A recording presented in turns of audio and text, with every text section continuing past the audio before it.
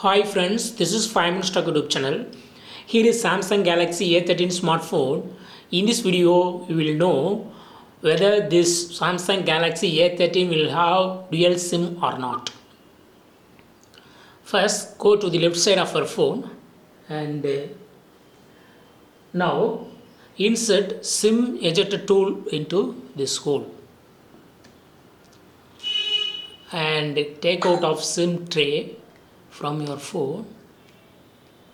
Yes, it has 3 slots. In the first slot I put one nano SIM, in the second slot I kept it free, and in the third slot I put one micro SD card.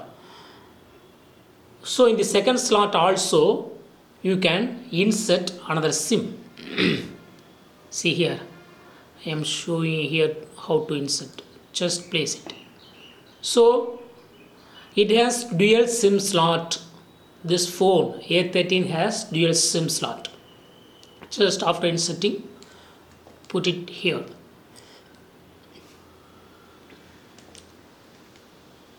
So